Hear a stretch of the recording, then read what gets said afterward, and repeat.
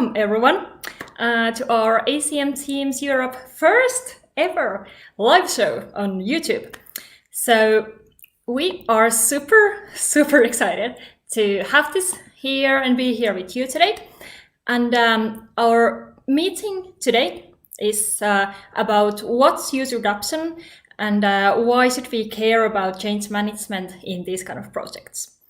But first of all, we can go through our agenda. Then we will go through, of course, introductions at who we all are in here. And then we have some nice sessions for you as well. So today, I will be welcoming you all. And then we will have Michael, who is going to talk about why we need adoption and change management. And then we will have a small panel discussion where we'll be sharing our best tips for M365 Adoption and Change Management with all of us. And this was an idea, this whole user group, what me and Alex originally got in June or July this year, so about 2 months ago.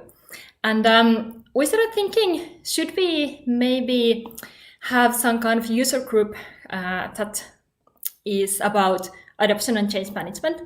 And we talked about it a bit, and then we thought there are so many user groups, so many conferences going on at the moment, but of course there will be space for one more.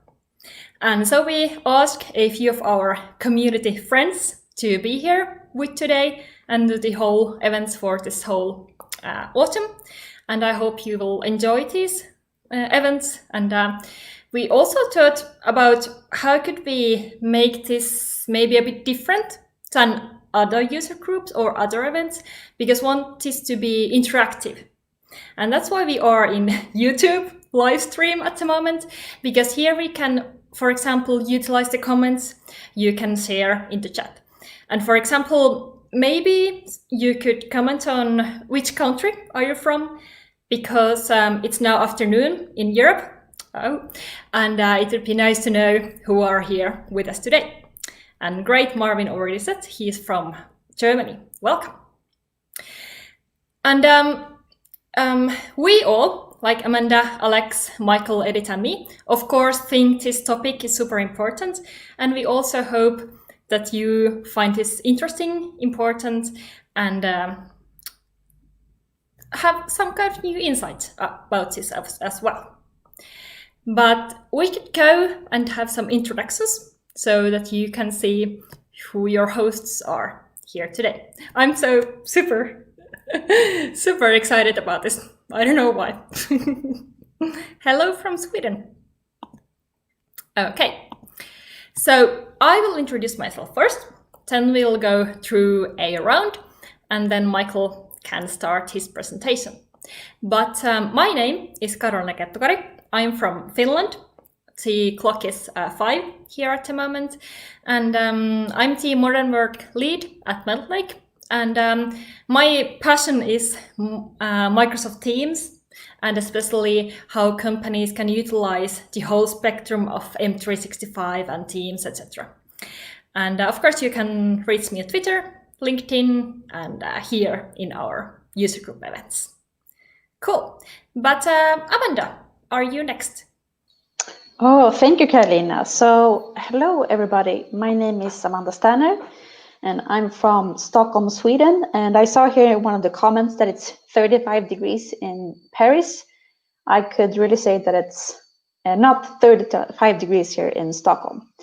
And I work as a modern workplace specialist at a Swedish consultancy firm, and I love, well, everything Microsoft Teams, I usually say. I think it's a super fantastic product, and I think it's really fun to discuss it. Looking forward to what we can talk about here in this amazing new group. So over to you, Edyta. Hi guys. I also am a part of this Superpowers Microsoft Teams people. My name is Edyta Gorzon. I'm come from Poland, and I'm focused on Microsoft Teams adoption projects, change management projects, everything around Teams. And after work, what is really related to work, I do a lot of things in the Microsoft community, like SharePoint Saturdays, 365, or the event like we have today. Well, so Alex, you are next. Yeah, hi, welcome Europe and also welcome world. We have seen somebody from Los Angeles, so nice to have you here, Henry. That's great. My name is Alex Eggers, and I'm very excited to have this show today.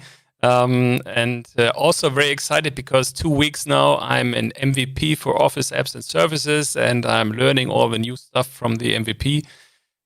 So my usual work is to adopt teams at SMB customers, so smaller customers in whole Germany. And of course, I love the community work. As you can see, I need to say, you can see here in the back our subscribers. So if you haven't subscribed yet, please subscribe to our YouTube channel, ACM Teams. This is something what I love to do community work, and that's why I asked Karoliina if we want to do this European Teams ACM community, and we found all the others who work together with us, and we would love to have also your voice here in the chat, or maybe also in our show for the next weeks or month. We will show it always once a month. Okay, so that's all from me. Michael, it's your turn now.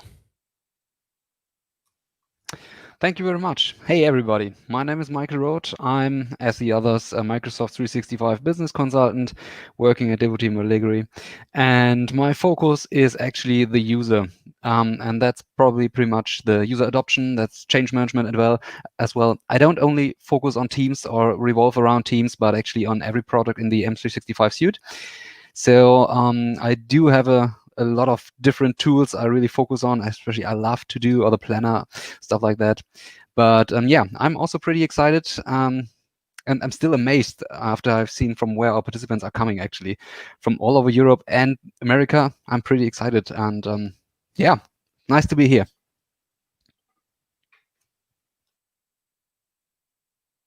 Okay, so then I think, Karoliina? Yes, so we have time for our first session today, and it's Michael is giving a presentation about why do we need adoption and change management, because we thought in this first meeting it would be good to talk about these basics of user adoption and change management and what it means in Microsoft 365 and Teams projects.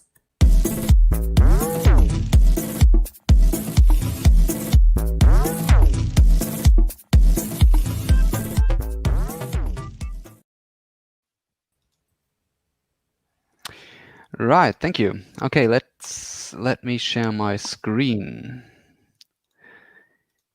Here we go.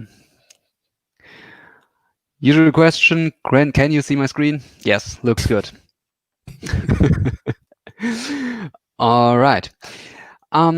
As the others already mentioned, we have a short introduction about what is user adoption and why would you need it. So I try to keep it rather short and simple, just that we all have a similar understanding of user adoption and what we are actually talking about. And Karoliina mentioned it in the beginning that we would like this format, this show, to be interactive. So if you have any questions, please put them in the comments. At the end of the session, we will go through the comments or through the questions you might have, and I think we all as a group try to answer it and try to get in a discussion with you, because I think that's what it's all about in this format. It's the interaction between us all who are involved in user adoption. And yeah, so I would like to start. So what is user adoption? So imagine if you develop the perfect software solution, the perfect system, and nobody uses it. Nah, that really sucks. Because even the best solution is completely useless if no one uses it. So it's pretty much crucial for any new thing that you're trying to implement that there are people using it, or living the processes, or understanding what you're trying to do with it.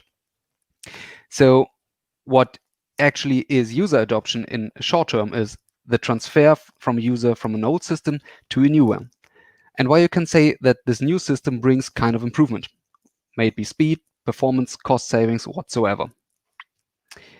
It's actually as simple as that. But if you think about it, you might ask, if you want to transfer the user to a new system which is better, why wouldn't the user adopt it like automatically, just with a snap of a finger?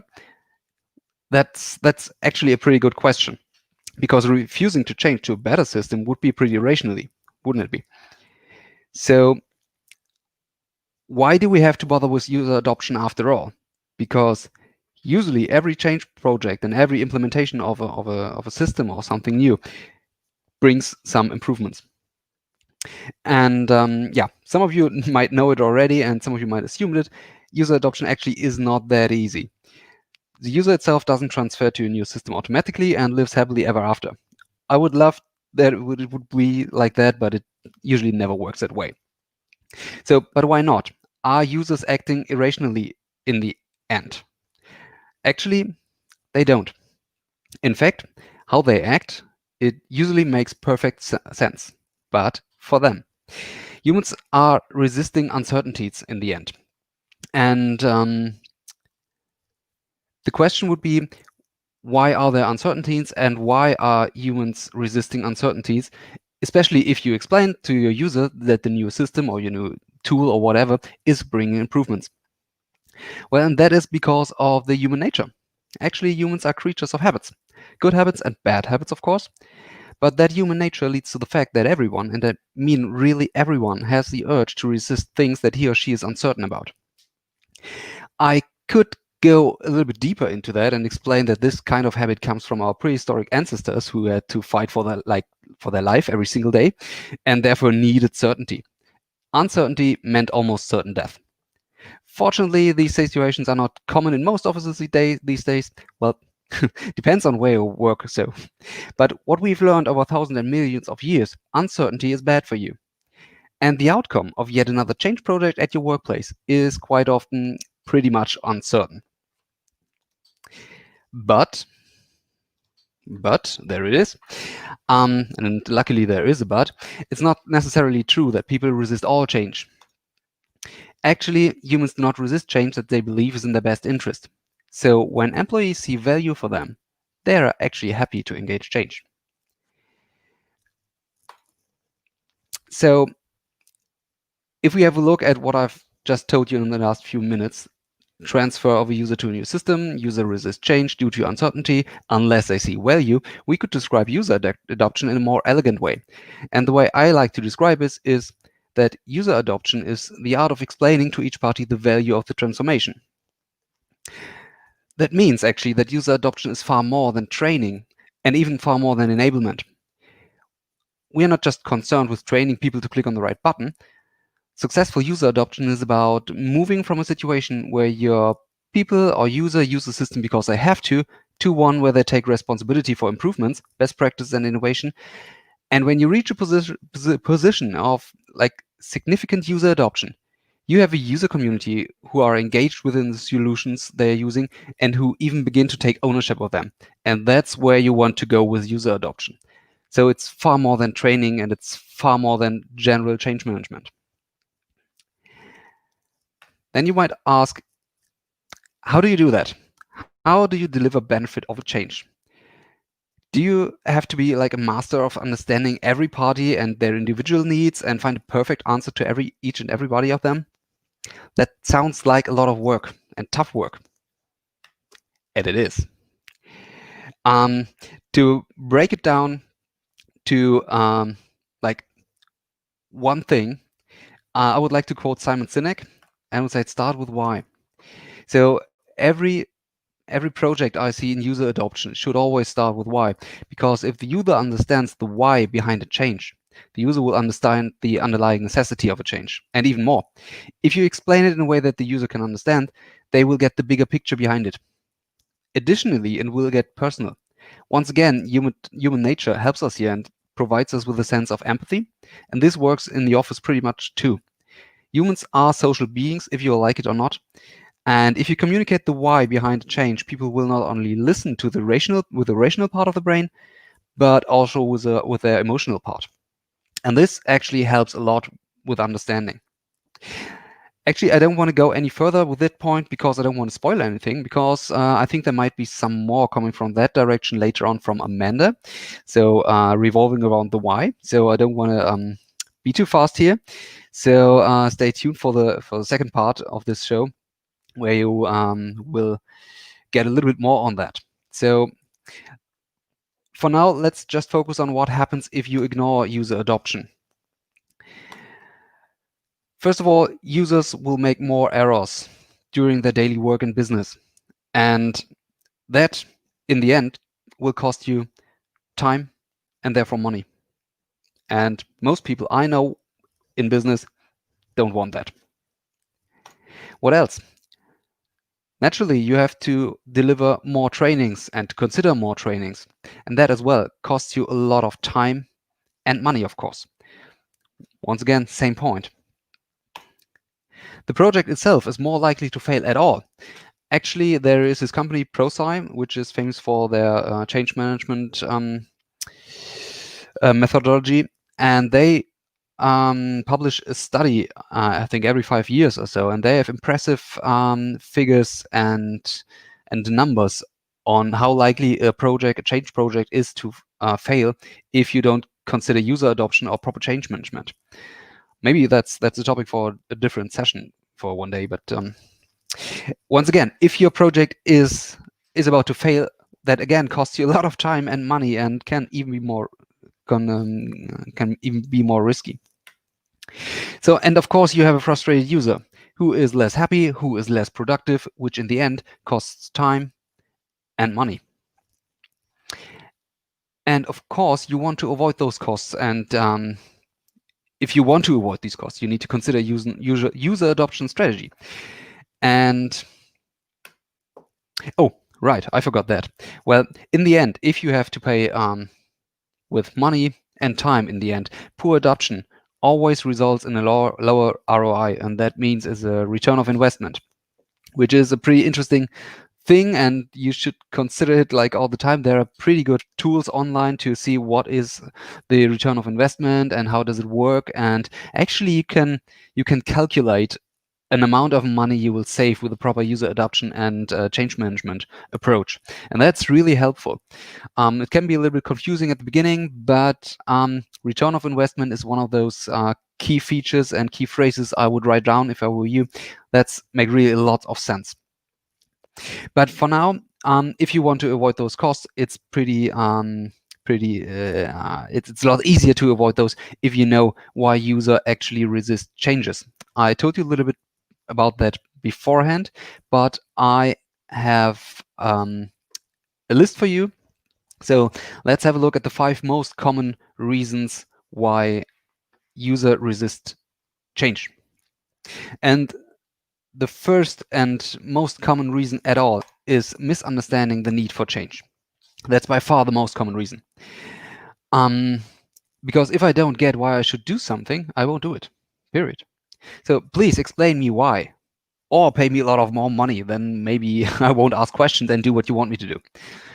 Actually, there have been a lot of studies that have shown that understanding the sense of a project or a change project is far more effective than an increased salary. So sense beats salary, but that's again another story.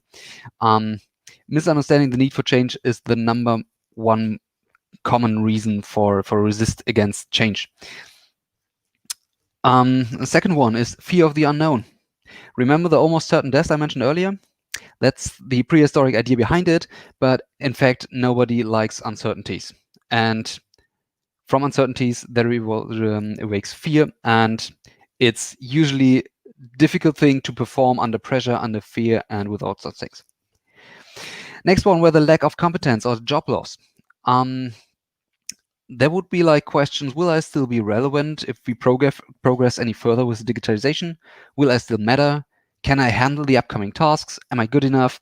So it's once again a kind of very concrete point of uncertainty. Will I keep my job after this change or user adoption project? And a lot of users and a lot of employees are actually concerned about this. The first one is connected to the old ways, and that's actually one of my favorite reasons because I can rely so much. Let me give you a short example. Have you ever heard about those ebooks readers? They're great, right? You can store like 1,000 books on it. They are small, lightweighted, they have long-lasting battery, you can even read at night. They're like the perfect tool. And yet there are people out there who love a real book. The elderly among you might remember those.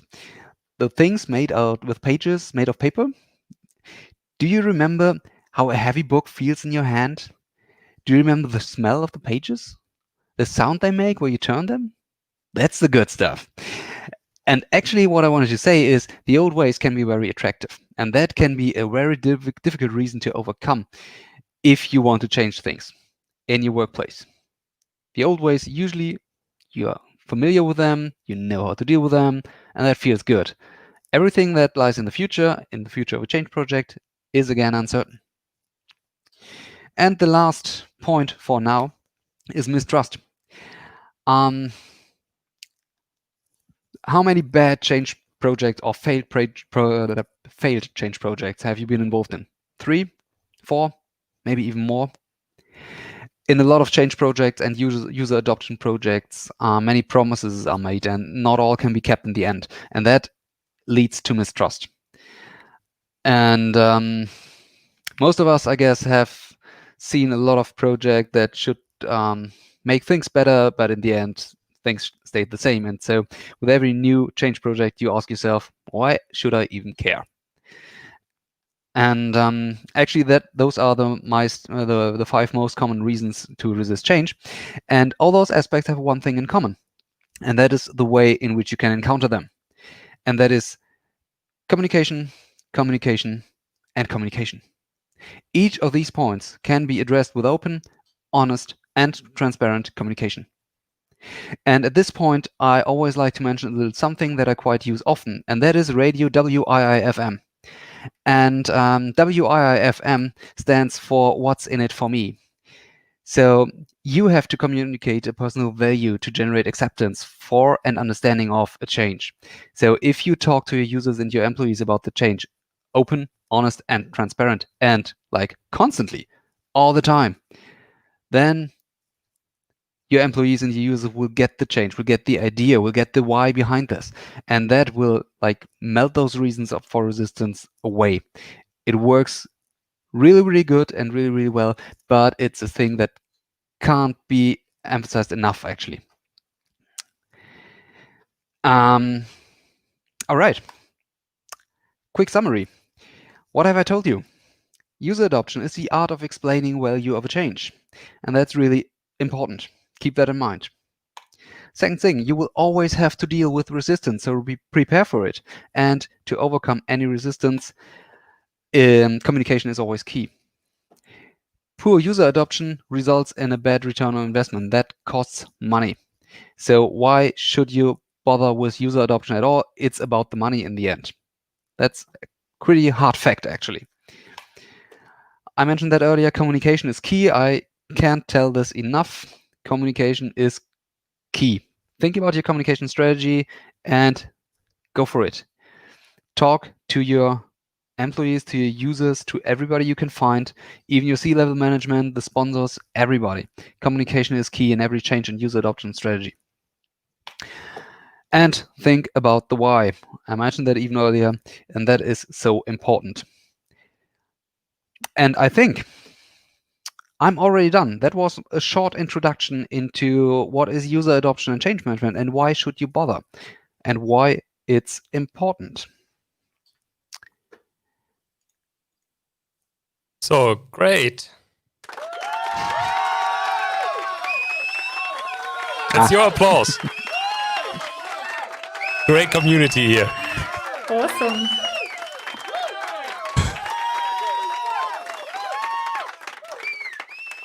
Okay, so we have some really good questions here. That's the most important question. To clear this out. Yeah, because of this. Okay, do you want to say something to this, in the Michael? end, he killed all of them. But what is key for me in this scene, in this picture, is that he takes really good care of this plant, and he talks to him, and he caresses this plant, and he's so lovely with it. And that's what I mean with when you want to overcome resistance against the change, you have to take good care. You have to communicate a lot, and you have to caress your users, and that's really important. And there's another reason why I took this picture, actually, because or this idea. User adoption and change management is a lot like taking care of plants. If you want a plant to grow, you don't like pull on the leaves and just demand to this plant to grow.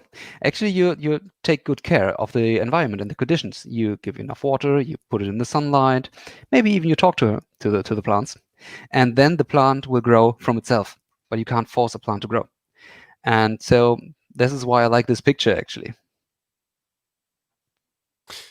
Great. So we have a question from Michelle.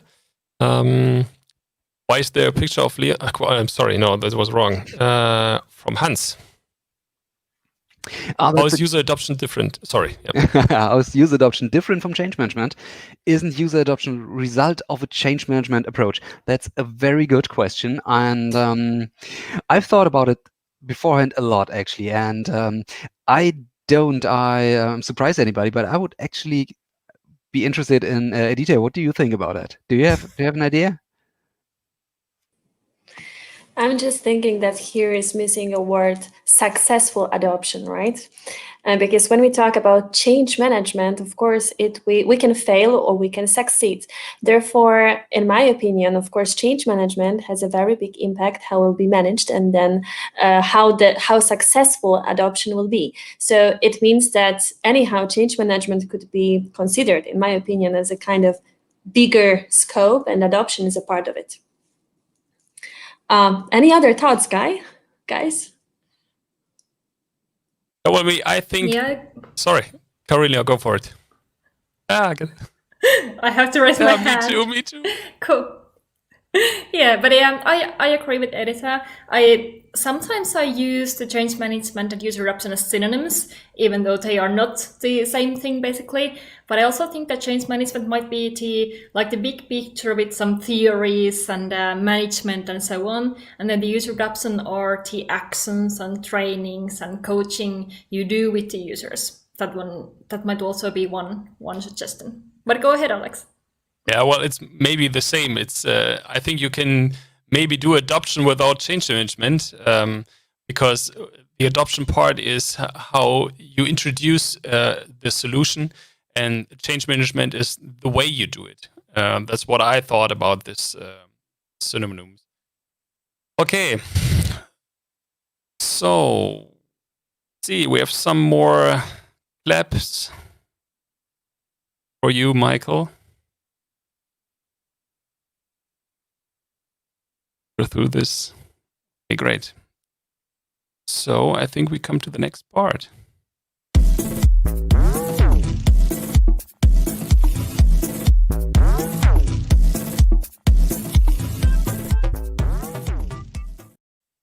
Well, the panel discussion, and this is my part as a host to guide you through this. I'm very excited because we have around 5 tips we want to give you. We are 5 people, so that's very easy. Everyone has 1 tip.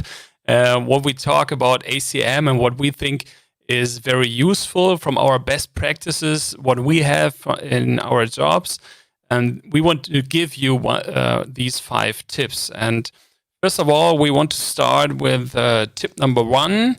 And let's see, in my agenda, I put down the laptop. That is me. Yeah, great. And I have this super long title, so bear with me. And this comes back to what Michael talked about in his session. And sometimes I get the feeling that we get stuck in how people should do it. We write guides, we have sessions on how to do things, but it's really important for the users to understand why they're doing something. So when a user understands, okay, I'm doing this because of this. This is the gain I will get. It will make it much easier for them to reach the next step, which I call O, which means oh, I do this, and eventually that will lead to understanding new ways of working, trying new things, and eventually then being able to learn your colleagues and the people around you how you can do things. So really important, don't forget the why, because if people don't understand why they're doing something, they will have a hard time adopting and thinking it's fun. And that's my number one tip. Okay, so any something on this from the others here in the panel to say to this? The why? You see it the same way? Michael, please. We're missing the raise hands function here in our solution. Yeah, definitely. Yeah. So I think I made it pretty clear that think about the why is pretty important for me as well, and I see it. But actually, I wanted to mention something from the comments that fits quite well, actually. Chris just mentioned that in his company, the adoption teams was very organic, and now he's a big mess now. And the question how to bring structure in it again. And Hans just answered that you will need a governance, like rules on how to use teams. And that's absolutely a very important fact and that you should never forget. But I think, and now to emphasize the why, is the general direction in which you should taught your user how to use it. I would think the why is the most important part of why the user adoption, like the transfer to the new system, to teams, for example. And after that, if you're like on board with a general idea, then you have to define some rules and some governance, and the how comes later. That's also just very important. If the number one tip is why, don't forget the how and all the other ones. It's just not a singularity thing. Great. So I will do also something, and I will spoiler a little bit for the next show. And when we talk about Edgar, and the first part is the awareness in Edgar, and that's also the why. All my workshops start with the why, because I often see people sitting in the room. Well, not now, just sitting in the meeting, in the Teams meeting. Well, sitting in the room, and they don't know why they're sitting there. And it's so important to talk to them and tell them why you're sitting here. Why are we talking about this? Otherwise, when it's just top down, somebody told in the comments, top down, it's not working. So the why is the most important thing, I think. You can have a different opinion when you're sitting there and you think, no, I don't need it, but you have to tell them why, and they can think about it if it's okay or not. So, any other comments? Great. So we come to tip number 2. Edyta, you want to show us something? Yeah. So we have why already, but how to do why in this case. So guys, while working with the customers, I've noticed how important it is to adjust the language we're using, especially we guys coming from IT sector mostly, we're using a lot of very specific words. And anyhow, by using these words, quite often we can just scare the end users. So I would like to tell you, or this is my tip, just to make sure that the language you are using while presenting the new software, or while explaining the change, while explaining the whole adoption process, it's very, very important. Maybe it's better to talk with people just kind of in the relaxed way to understand what kind of jargon they're using. Anyhow, to adjust the language of all of this change is going to be on the horizon. And then together, we will have a common ground. And it also happens when we speak mother tongue. So for sure, you know what I'm saying. So remember about the language. Yeah.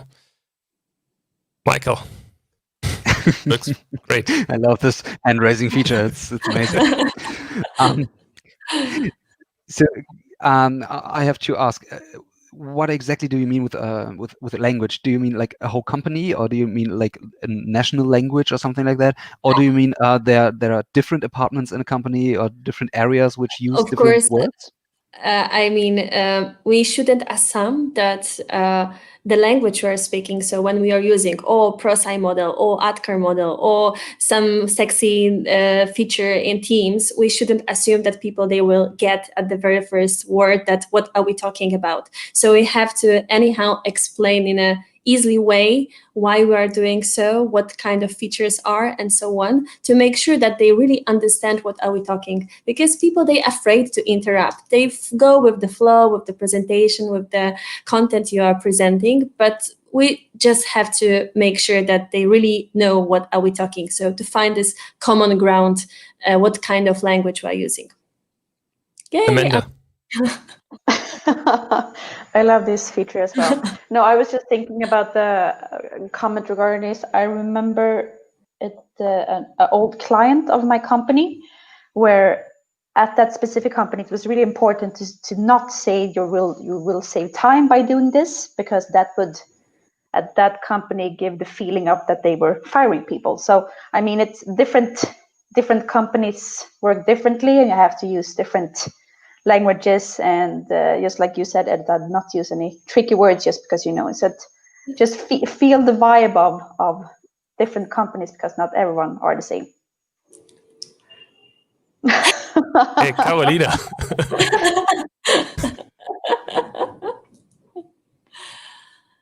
You should unmute yourself, or... Yeah, sorry, I was on mute. Sorry, it's not Teams. So. Okay, so Lionel had actually a great comment in the comment section about I would add to ask the why to the right audience. So if you are talking with HR managers, or if you're talking with first-line workers, your language will be different.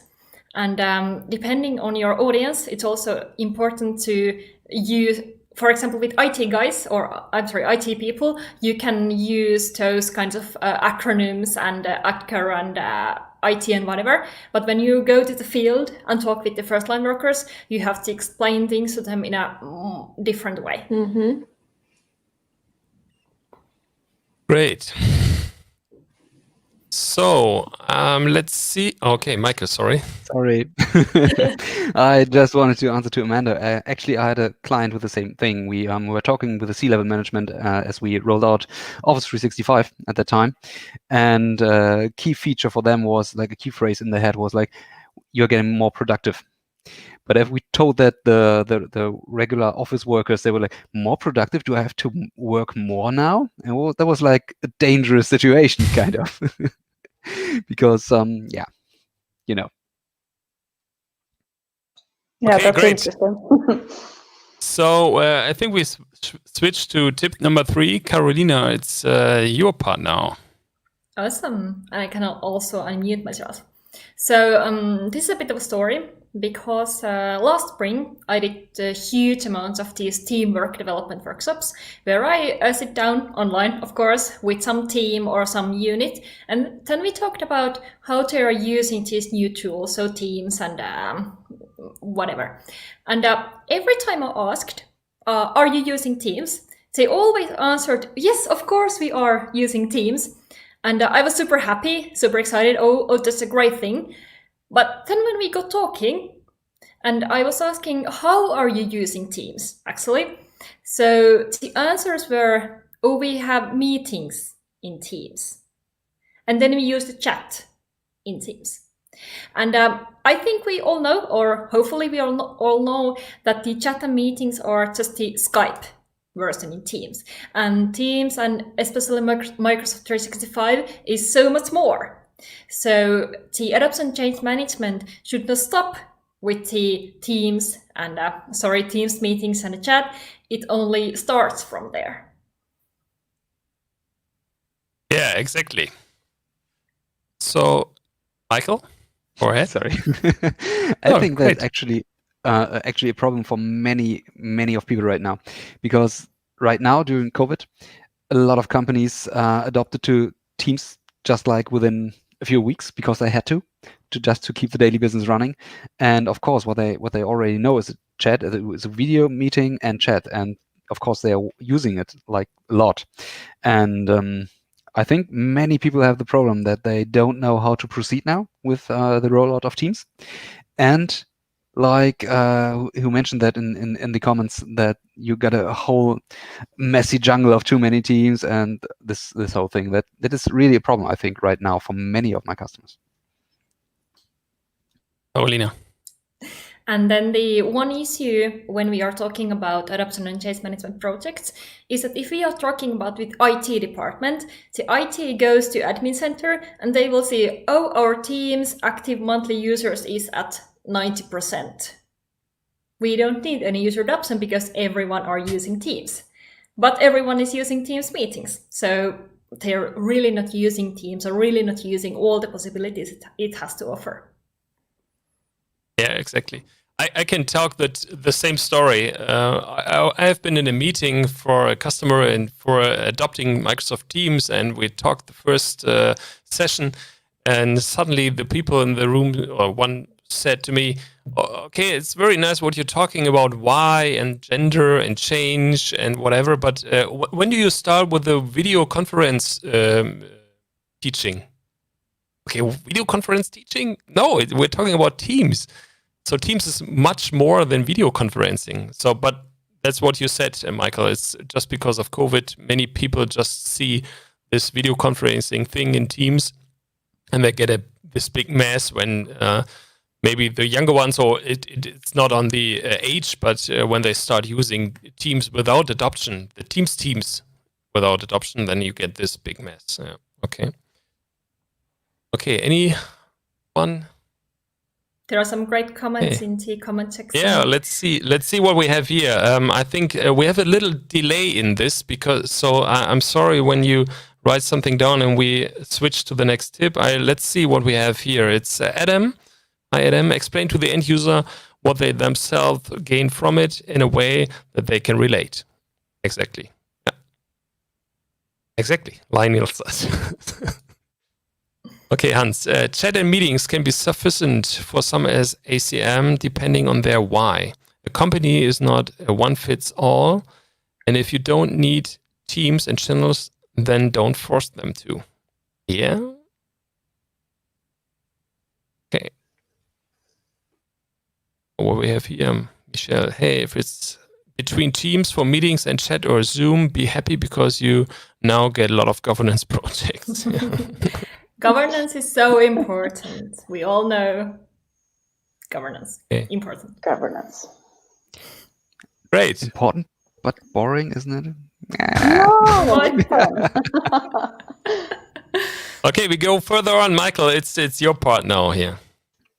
Oh yeah, my tip: always implement a champions group, like always, or some other kind of multiplier group.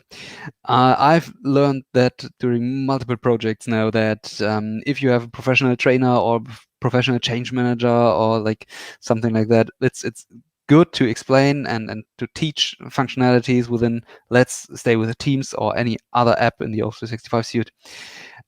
But I didn't believe it at first, but if you're implementing something like a champions group, like an early adopter group, who also works as like IT first aid or something, like where employees can ask questions and get an idea from their own coworkers. That's so much more helpful for them than if some official guy like one of us would come around, because they know they use the right language which is spoken in their area and in their department and in their company, and they will show their co-workers the right features they use and then they will need in the daily business. We as consultants can only assume what would be helpful for you.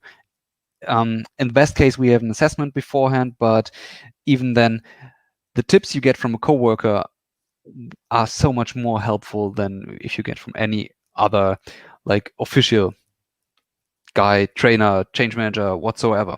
And I think that's the most important lesson that I've learned over the years now.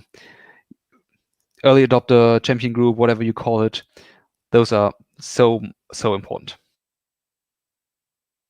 Yeah, great. So someone who want to talk about this? from the group. So, Karoliina, please. I just want to add this, the champions is one of my favorite things to talk about because, as Michael said, I think they are a super important part of your internal change management and user adoption workforce. So never underestimate the power of what are these champions? Champions. We have a great question here from Antje, and I think everybody. What do you think? Do you think a champions group should be owned by someone in IT or rather the business? So, ladies, Michael. I've tried both actually, and I would say it depends. Classic consultant answer. Depends on your target group, on your audience. So if your main audience is the business, then the champions group should be run or owned by the business, in fact, just to keep the discussion on eye level. Because if you have a champions group run and owned by IT guys, you have the same problem we have. We use like those special keywords and phrases and abbreviations nobody from the business understands. So I think it's best to keep them on one level, champions group and target audience. Well, what I think is when we do this in the SMB market with smaller customers, it's usually the best when we find people in the champions team that are not from the IT department. Maybe there's one in this champions team, of course, because we need the communications to the IT department, but I have better experience with people from HR or marketing or whatever, because we need also people in the talking the right language. We already heard it today. And so I would prefer not too many IT staff people in this champions group. That's my opinion. Mender. On the other hand, I don't think, of course, we can't have 100% IT people as champions, but also I think we can't say no to people if they want to be champions, because it's nice to have more champions rather than few. But yeah, it's another issue if you have 100% IT people, but hopefully that's not the case and more people are eager and interested and want to learn. Okay. Karoliina? I think this could be a very interesting topic for a session in some of our later events. Yeah. We have also a comment here on from Hans. The owner should definitely be business. I think champions have to show the business and user value, not the technical value. So Hans, thanks for your comment here. I want to see if there are some more comments we could pick up here. Let's see. There are one interesting about SharePoint and Teams, but I think that's a really long discussion that is not suited for now, but it's definitely an interesting question, Chris, and something that we should put in our idea box. Oh, well, maybe it's an idea to have more time the next time for more questions then, or for bigger questions then also. And I think we all would have to say something.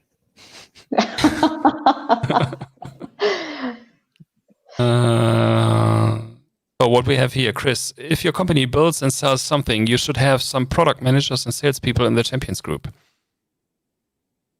Yeah. And Adam also tells us business. So, yeah. Great. Because Antje asked about the ownership of this group of people, and we anyhow switch the topic for who has to be a champion. And I think the business, and actually it should be related anyhow with the sponsors of the project as well. So therefore, I also will follow this path that the business it should be the owner of this group of people, because explaining why, in my opinion, by being a business person, it's way easier than coming from IT and talking mostly about the features. I don't want to generalize, but we know how it works in this communication between these two fields. Okay, great. So the last tip is coming now from me. And what I want to say is, do not show the feature of the product, show the possible use cases. As it's told here in the text, what I think is, maybe you know that, it's not a feature show what excites the user. I think when we talk about what is your personal problem in your workday, of course not finding a slot for your car. It's just in communications and how is the workflow in at your space. So it helps to see what the problems are and to find an answer for these problems. And then you maybe get also this person more engaged in finding this solution great, and to get the desire what you need for the person to say, okay, I want this solution because it helps me personally. And so with the use cases and the use case shopping, what we are doing in our workshops, we find these answers that the people have in their day life at work. And this helps much more to start with the adoption. So tip number 5 is, do not show the feature of the product, show the possible use cases. So anyone wants to talk about this? Karoliina? Yeah, okay. So I just want to add that there was a excellent question from Henry Morales like 20 minutes ago, and he asked that what's the best practice to excite users of upcoming change? And this is one of the cases you could totally use. So show the use cases, do not just tell the technical possibilities. Yeah. Here's the question once more. Okay. Any other? Michael. Huh? Okay. So let's see what we have in the chat. One more for the champions. Lionel, champions team should be as representative as possible to all the company's division. Okay, great. And Adam, what are you writing? Just showing features that does not relate to their day-to-day work is not the best of ideas. Showcase use case related to the users and also how they can do it better. Exactly. And Luke, what are you saying? This is where projects go wrong. Led by IT who don't know what the use case are. Needs to be driven by the business telling IT what their use case requirements are. Exactly. So great. Great. So when I have a look at the time, I see we have 7 minutes left. So we are great in time. And so we're coming to the end of our first show now, because 1 hour should be our end. And let's see what we have left. It's we have to spoiler a little bit what's coming up, correct? We have. So let's see if we can share the screen. Here it comes. And here it is. So first of all, we would be very happy if you could give us some feedback. This is our first meet, the first time we're doing this together. So all of your ideas and wishings and thinkings are valuable. I also think that you could add ideas for other sessions in this form. So either just scan the QR code or open the website. Karoliina, you're saying something? Yes, and I also want to add that, as Amanda said, so this is our first session and this is our first try with this kind of concept. So all ideas, all insights are super valuable to us. And in the next show, we also try to be able to answer your comments in the chat, because at the moment we were not able to answer them in the chat, but I think it went pretty well.